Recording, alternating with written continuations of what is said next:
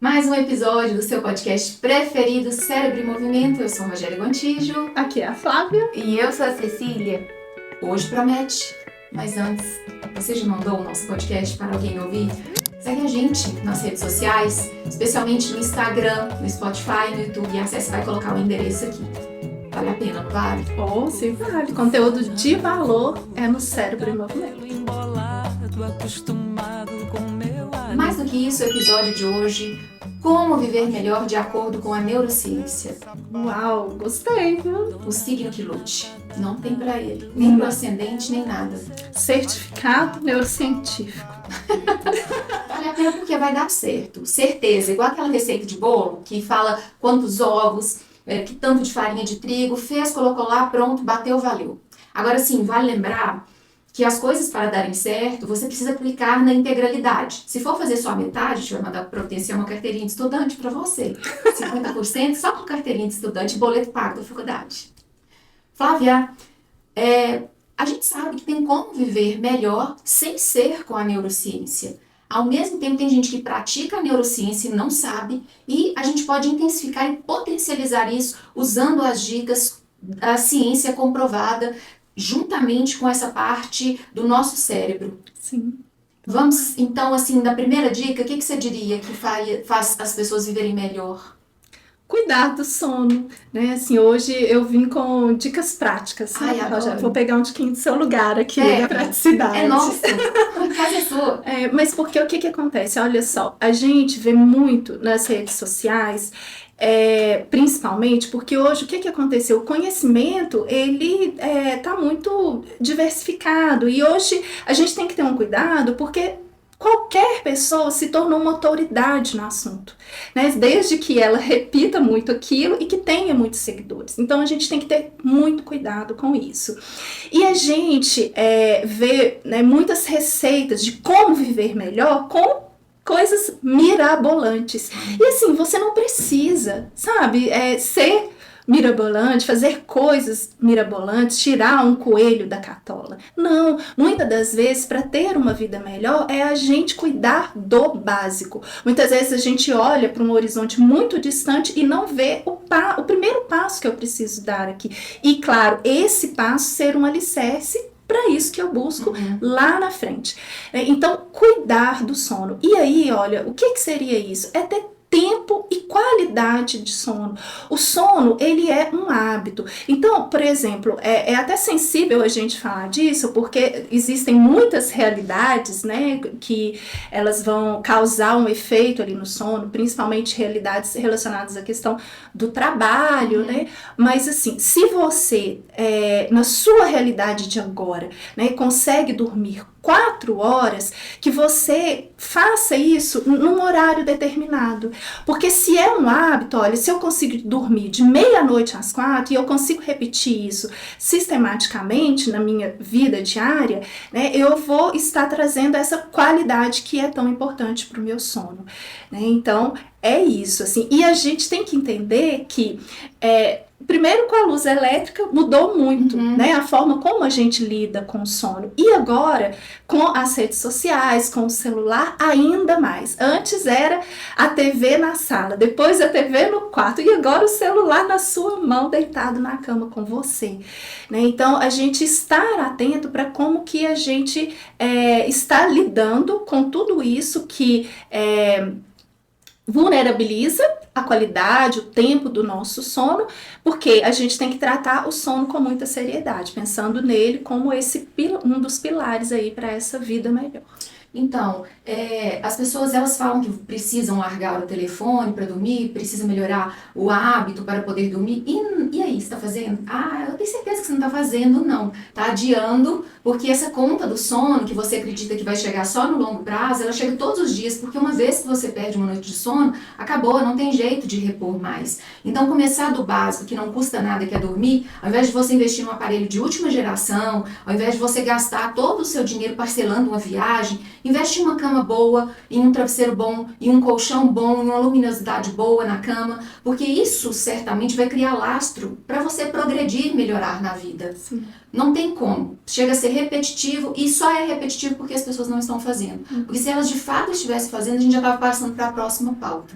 E como diz Skinner, repetir para fixar. Outra coisa importante para viver melhor de acordo com a neurociência é aprender a regular as emoções. Isso é indicativo de saúde mental garantida, de vida equilibrada e de relações melhores. Então, no fundo, a emoção a gente não controla, a gente regula a emoção. Porque o cérebro entende que se você fica tentando controlar para não sentir determinado tipo de emoção, ele acredita assim, não, ele está controlando tanto que ele é importante para ele, eu vou mandar mais. E o cérebro é soberano nesse sentido. Por mais que você mande na sua mente, existem comandos que eles são automáticos. E para isso mudar, exige muita neuroplasticidade. Você aprender a regular as emoções que você tem, que é diferente de querer somente sentir emoções agradáveis e não querer sentir emoções desagradáveis, faz toda a diferença. Um primeiro passo para aprender a regular a emoção, se você não tem condição de ir a uma terapia, é você identificar no corpo quais as sensações você tem físicas que demonstram que você está diante de uma emoção desagradável. Além de aprender a dar um nome para essa emoção e entender que o próprio córtex pré-frontal junto com a amígdala vão regular isso. A gente tem algumas exceções, por exemplo, no caso de pessoas com transtorno de personalidade borderline, onde a amígdala ela é super ativada, super estimulada, e o córtex pré-frontal menos. Então, uma emoção pequena fica muito grande por causa dessa hiperestimulação da amígdala. Não é o caso, provavelmente, da maioria das pessoas que estão ouvindo a gente, porque a métrica hoje é de mais ou menos 5 a 6% de pessoas com esse transtorno. Mas se você é portador do transtorno de personalidade borderline, além da prática da DBT, que é a terapia comportamental dialética, dar um tempo, esperar e não ter reações explosivas, intensas, já vai ajudar bastante. É o passo atrás. É isso aí. Isso aí. E olha só, um outro, né, pilar aí para nossa vida melhor é atividade física. Então, a gente precisa conversar sobre isso. Precisa, né? Então, não dá para a gente abrir mão da atividade física, de mexer o corpinho. Né? Por quê? Porque com a atividade física a gente consegue regular os nossos hormônios e aí a gente, né, tem mais condições de regular o nosso humor, regula o sono. A gente, diante da atividade física ali e do desconforto que a gente vivencia, né, praticando atividade física, a gente sente dor, né, tá fazendo uma corrida os 10 primeiros minutos ali, só, né, de matar, mas não mata, né? Então, tudo essa tolerância ao desconforto também nos ajuda a ter mais resiliência diante da vida, né? E entender que a gente vive um desconforto e consegue passar por ele, lidar com ele, né? Não tem que ter tanto medo assim de um desconforto. Então, até nesse sentido, a atividade física nos ajuda, colabora com a gente. E aí, eu tinha até uma professora que falava que a atividade física, por causa dessa questão, né, assim, da gente ter que lidar com aquele desconforto e a rotina e não poder faltar e fazer, ela fortalece o caráter. Né? Então, é isso, né? Se você ainda não encontrou a sua atividade física, experimente, sabe? Tenta, né? Assim, olha, eu vou falar de mim, que eu era uma pessoa que falava que nunca ia correr, não dava conta, né? Por quê? Porque a respiração, o desconforto da respiração na corrida para mim era muito ruim, né? Eu não gosto de suar, então assim, eu tinha 1000, né, contras ali, até que uma pessoinha falou assim: eu vou te treinar, você vai conseguir correr, né? E olha, hoje eu consigo correr, né? Igual uma tartaruguinha de pressão baixa, né? Mas ainda assim eu consigo. Então, mas o que eu fiz? Eu experimentei. Então, eu acho que a gente também tem que ser corajoso no sentido de experimentar, de se ver ruim ali, praticando uma coisa nova, né? Mas para você encontrar a sua atividade física, né? Entender que isso não é algo negociável. Hoje não. Você gosta de fazer atividade física? Eu gosto depois de ter feito. Eu gosto de ter feito. Você gosta, Cécia? Também, depois de ter feito. Mas você joga tudo? Faz tudo? Futevôlei, vôlei? Mas assim, esses esportes mais aeróbicos, né, que falam vôlei, futevôlei, é bom. Mas correr não é tão bom. Musculação não é tão bom. Eu gosto divertido.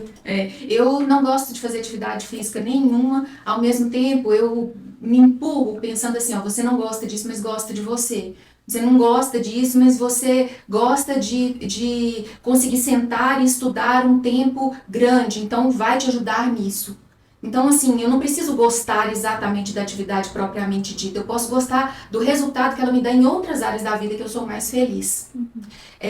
E aí, uma outra coisa que é super importante é a gente aprender a sair rápido do que é ruim. Não ficar remoendo, não ficar ruminando. A neurociência já provou que quando a gente fica muito num pensamento ruim, em pensamentos negativos, em ruminações, em questionamentos, no negativismo, isso é preditivo de estados depressivos e, além disso, faz com que as doenças neurodegenerativas e problemas cognitivos de memória, eles aconteçam mais antecipadamente. Então, não é incomum a gente ouvir as pessoas falando assim, que meu dia hoje foi péssimo, ai meu Deus, meu dia tá péssimo, você trata de fazer melhorar. Faz alguma coisa para poder melhorar. Porque essa constatação de que o seu dia foi ruim, ela não basta e não é o suficiente para você seguir em frente. Ao contrário, constatou e viu que está ruim, faz alguma coisa. Dá um jeito de melhorar isso logo. Com o que quer que seja, comendo alguma coisa que você gosta, tomando um banho demorado, ligando para uma amiga,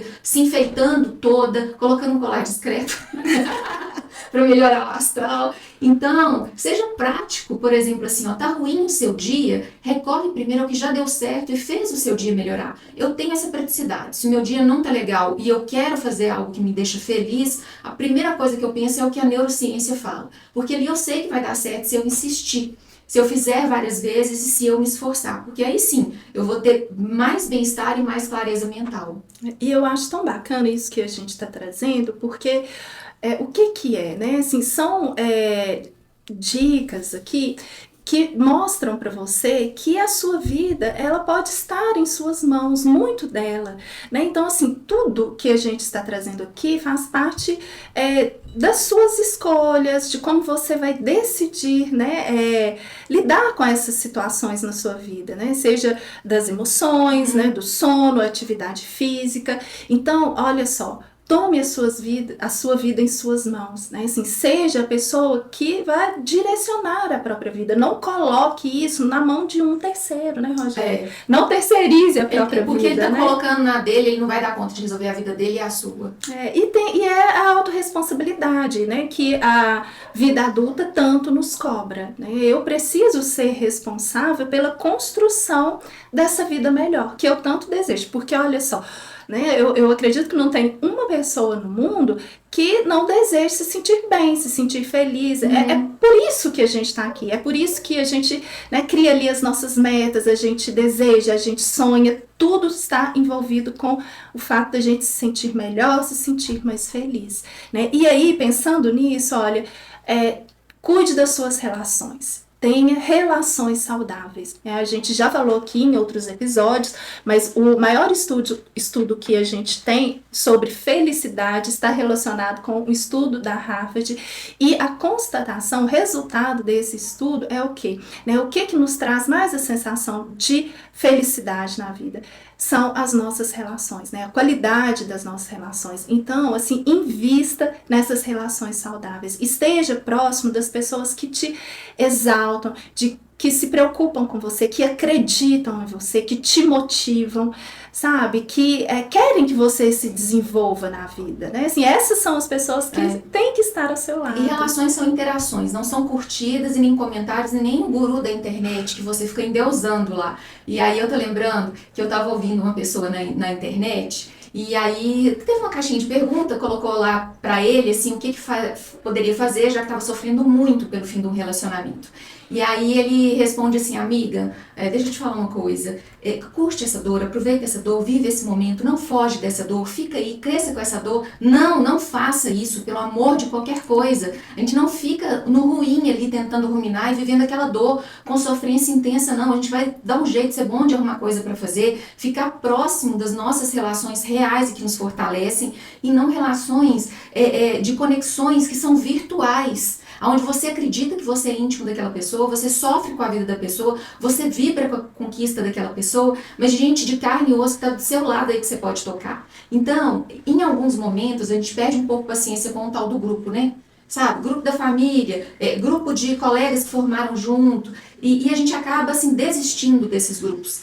Se for para pensar na qualidade de um contato virtual, um grupo de pessoas que você tem relacionamento próximo em um aplicativo é muito mais interessante do que você ficar scrollando a tela, aprendendo coisa errada, com gente que fala de um lugar como se estivesse certo e não tá. E hoje em dia a gente vê pessoas se apropriando da neurociência, de um lado, para criar uma teoria de crítica que a pessoa inventou, para ter engajamento, falando mal da neurociência, desqualificando a gente que é estudioso e que sabe a importância dessa prática, e de outro lado, pessoas que não são neurocientistas, que não vieram da área de saúde, dando dicas que mais são portais para você acabar afundando. Então, relação que vale a pena, se for para ser virtual, dos grupos que você tem no seu telefone, que são mais próximos. Agora, não perca as interações sociais, onde você tem a possibilidade de olhar no olho e escutar a voz daquela pessoa.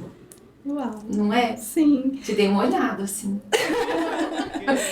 E aí, temos aqui mais um. Bons direcionamentos para a vida melhor. Tem mais? Mais, ouvir o podcast. É sempre bom. Já pensou você fazer assim aquela maratona, anotar tudo que você aprendeu? Olha que preciosismo, que coisa mais valiosa. Você tem em sua mão toda a ferramenta que precisa para viver melhor, de acordo com o seu desejo, com a neurociência, com tudo que a gente ensina aqui.